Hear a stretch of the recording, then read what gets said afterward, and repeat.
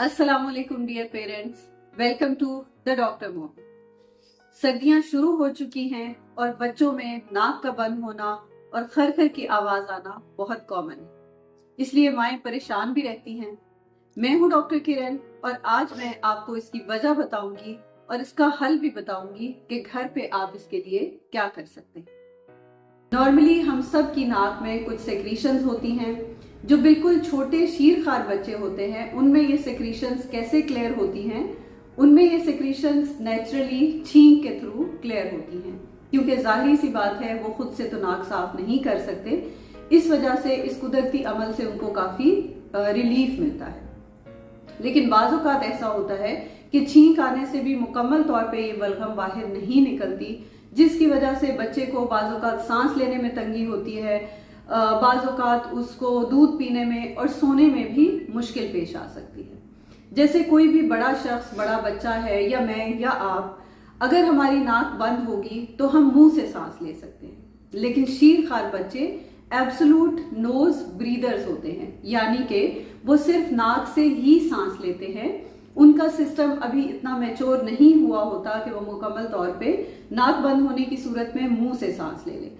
इसलिए नाक बंद होने से उनमें मसले मसाइल ज्यादा होते हैं बड़ों की निस्बत।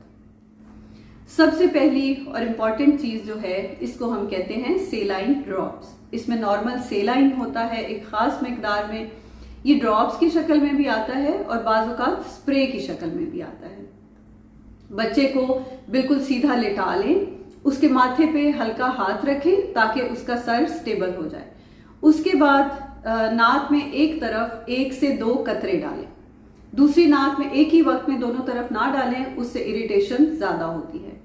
थोड़ी देर इंतजार करें। बाज़ औक़ात सिर्फ ये कतरे डालने से भी कुछ इरिटेशन जो होगी उसकी वजह से छींकें आ जाएंगी 1 से 2। उससे ये होता है कि ये बलगम खुद ही क्लियर हो जाएगा। लेकिन बाज़ औक़ात बलगम थोड़ी सख्त होती है, तो इसके अलावा भी आपको कुछ चीजें करनी पड़ सकती हैं और छींक से मुकम्मल तौर पे बलगम जो है वो क्लियर नहीं होती। दूसरी बहुत अहम चीज है बल्ब सकर। ये बल्ब की शक्ल का एक सकर होता है जिसकी एक टिप होती है और पीछे एक बल्ब होता है, जो बिल्कुल नरम सा होता है। जैसा कि मैंने बताया कि अगर सेलाइन से, जो कि एक सादा नमक वाला पानी है, इसमें कोई दवा नहीं है, वो ये काम करेगा कि वो इस बलगम को नरम कर देगा। थोड़ी देर आप इंतजार करेंगे, उसके बाद आपने बल्ब सकर लेना है, उसके बल्ब को आप प्रेस करेंगे और टिप को नाक के बिल्कुल शुरू में रखेंगे और उसको बल्ब को छोड़ देंगे, जिसकी वजह से एक नेगेटिव प्रेशर जो बिल्ड होता है और वो सारी सेक्रीशंस को अपने अंदर सक कर लेता है। इसी तरह इसको साफ करने के बाद यही अमल आप दूसरी तरफ भी करें।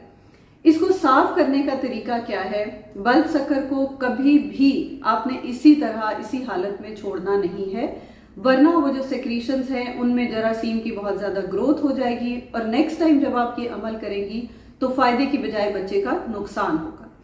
तो आपने क्या करना है कि आपने नीम गर्म पानी लेके उसमें थोड़ा सा नमक डाल लें और उसके अंदर ये बल्ब सकर को इसी तरह उसमें थोड़ा पानी सक करें, फिर उसको रिमूव करें। इस तरह ये अमल जब आप 4-5 दफा करेंगी तो ये बिल्कुल साफ हो जाएगा और अगली दफा भी फिर आप इसको जरूरत के वक्त इस्तेमाल कर सकती हैं। तीसरी और बहुत अहम चीज ये है कि बच्चे को नीम गर्म पानी से नहलाएं। नहलाने से फायदा ये होगा कि जितनी भी जमी हुई सेक्रीशंस है उसके जिस्म के अंदर वो लूजन अप हो जाएंगी, पतली हो जाएंगी और उनको क्लियर करने में मदद मिलेगी। इसके अलावा जब बच्चा साफ सुथरा रहेगा तो जरासीम का हमला बच्चे पर नहीं होगा। तो इसलिए सर्दियों में ये मत सोचें कि बच्चे को नहलाना बहुत खतरनाक है। बस बाहर के टेम्परेचर का ख्याल रखें, उसको नहलाएं, खुश्क करें और जल्दी से कवर कर दें। इससे बच्चे को सुकून मिलेगा। इसके अलावा खुश्क सर्दी में ह्यूमिडिफायर का इस्तेमाल भी किया जा सकता है। ये इर्द गिर्द के माहौल की खुश्की को कुछ कम करेगा, जिसकी वजह से सांस के मसाइल और बहुत ज्यादा खुश्क खांसी में आराम मिल सकता है।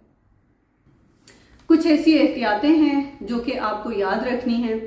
सबसे पहले तो ये कि जब आप सेलाइन इस्तेमाल करें, बेहतर है कि आप दिन में 1 से 2 दफा इस्तेमाल करें। बहुत ज्यादा इस्तेमाल करना पड़े तो मैक्सिमम दिन में 4 दफा इस्तेमाल करें।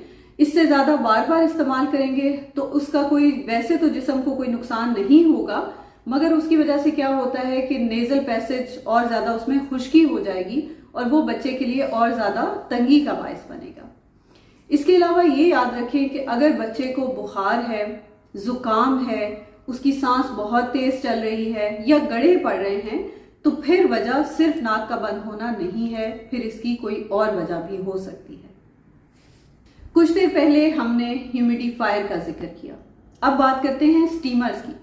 इसकी बात मैं इसलिए कर रही हूँ कि पेरेंट्स स्टीमर्स पर बहुत ज़्यादा रिलाई करते हैं गर्म पानी की भाप या फिर मशीन से स्टीम के इस्तेमाल पे। इसमें गर्म भाप बनती है जो कि खुदा न खास्ता बच्चे के लिए नुकसानदेह हो सकती है, उसको जला भी सकती है। हाँ, इसका कुछ ना कुछ फायदा ज़रूर होता है, लेकिन ऐसे केसेस भी देखे गए हैं जिसमें बच्चे ने स्टीमर को या फिर गर्म पानी के बर्तन को हाथ या पांव मार दिया और वो पूरा का पूरा पानी बच्चे के ऊपर आ गिरा और पानी गर्म होने की वजह से बच्चे जल जाते हैं।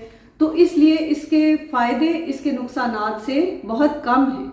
तो हमेशा ये याद रखें कि ऐसी खतरनाक चीजों को बच्चों के पास लेके ना आए जिससे नुकसान का अंदेशा ज्यादा हो और फायदा कम हो।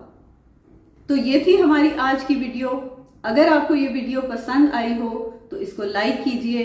अगर आपका कोई सवाल है या आप कुछ कहना चाहते हैं तो कमेंट बॉक्स में जरूर लिखिए और हमारे चैनल को सब्सक्राइब कीजिए।